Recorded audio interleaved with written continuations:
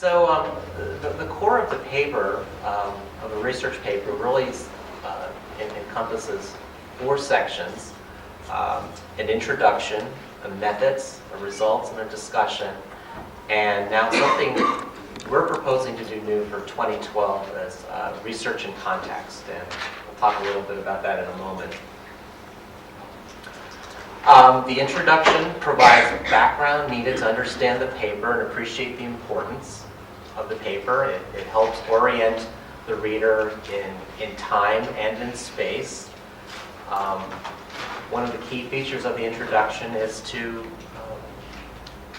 present the research question being addressed. It's typically, that is what helps really sort of set the stage for the entire research. Sometimes we see papers that are submitted to us with very long background introduction sections that simply cover a very exhaustive literature review. And while that's very scholarly and very helpful, it sometimes does present readability problems for the reader in terms of really trying to understand the essence of what you're trying to study. But I do want to point out, different journals and different disciplines have sort of different traditions in how they do this. And so neuropsychology journals tend to have a very long and exhaustive introduction. We don't. So you have to consider who's your audience and what journal you're submitting to, and tailor how you construct the paper for that. Very good point.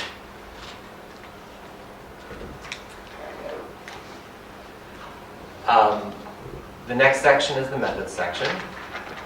Basically, the purpose is to allow others to replicate what you did and evaluate how you did it. The way I like to think about a really good methods section is something similar to the instructions that they give for, say, setting up a stereo or setting up a computer, where everything is very clearly spelled out in such a way that somebody in Romania could easily be able to replicate a study done from China or from someplace else. And so detail is important. I think in describing the method section, it's probably better to provide more detail than less. So for example, in terms of describing a study sample, it's very important to say perhaps when the data was collected, where the data was collected, the initial sample and how that got whittled down to the analytic sample, exactly how and why. Yeah, why, where, if samples were removed from the analysis, explain why. And again, because the paper is being reviewed, the reviewers can evaluate this and they'll make comments and say, oh, this is too much information. But I think generally it's better to provide more information than less, particularly here.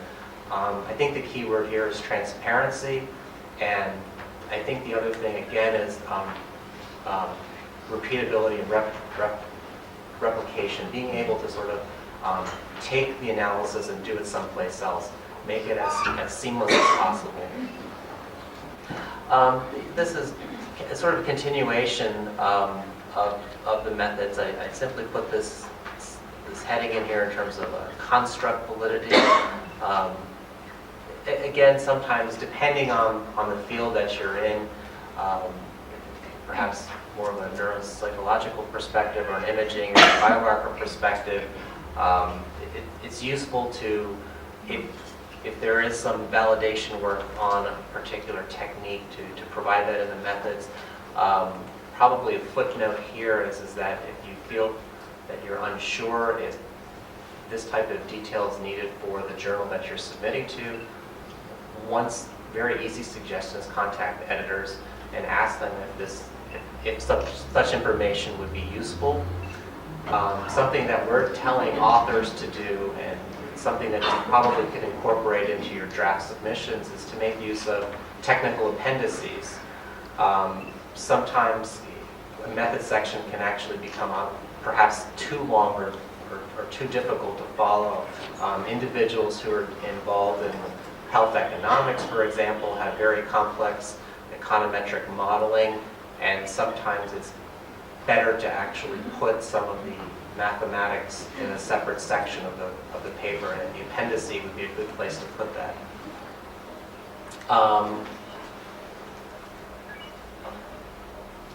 Yeah, and I think the last point here is also useful. Know the journal that you're submitting to, and there's a typical style that begins to emerge from journals, and that would also be a very good guide. But again, this day and age of internet and email, contact journal editors. They're usually very helpful and very willing to provide guidance.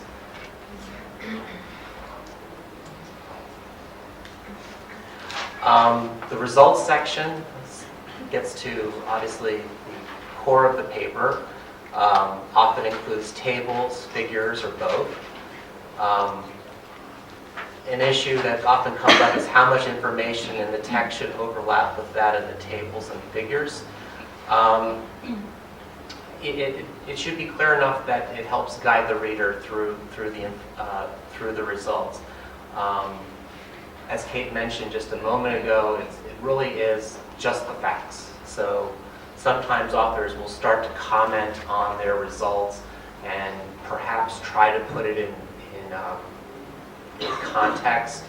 I think one of the things that we see sometimes is when results are not quite significant, perhaps statistically or clinically, that there is some editorial comments from the authors themselves trying to help make the case that this is perhaps more interesting than it actually is. It really does stick out, and it doesn't serve the authors well to do that. So I think, again, being very dispassionate about your results is important, and again, just presenting them as they appear. There is a general flow to discussions that we have seen emerge. Often the very first paragraph is sort of a summary of the findings, of the main findings. It should answer the scientific question that was stated in the introduction. Usually after this sort of initial paragraph of the discussion, some of the other items that are commonly addressed are the limitations of the study. That can't be overstated enough that limitations of the study, I think, show a recognition by the research group, by the authors, that there are problems, that being self-critical of one's work tries to help set the stage for putting their research in context with the findings in the literature. And also limitations help guide the implications for future research and future directions in a particular field. And no study is perfect. Yeah, no study is perfect. No. I think the question earlier about where to really integrate in the literature review, I think this is probably the best opportunity to do that, where you have your research results, you can explain how it fits in with what has been found initially. 3 other studies found similar results, or this study stands in marked contrast to other findings in this topic for these variety of reasons. It is the opportunity to provide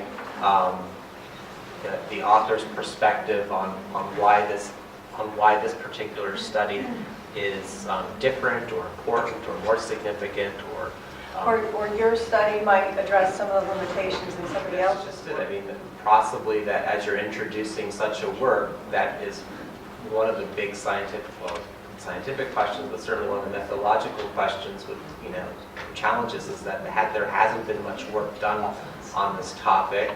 You probably would explain to your readers that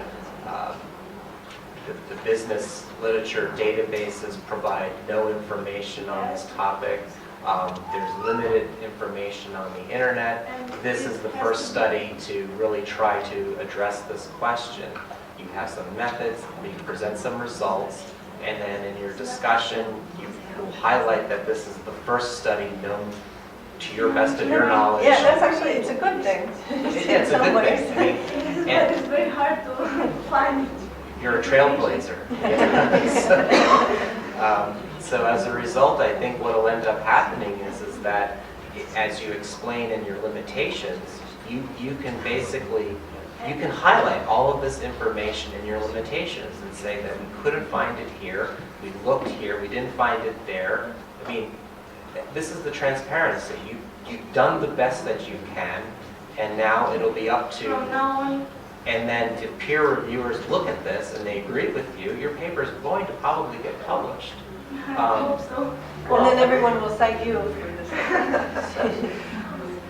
And then, you know, again, as it sounds like you're thinking about this topic, certainly if you had more resources available to you, what would you like?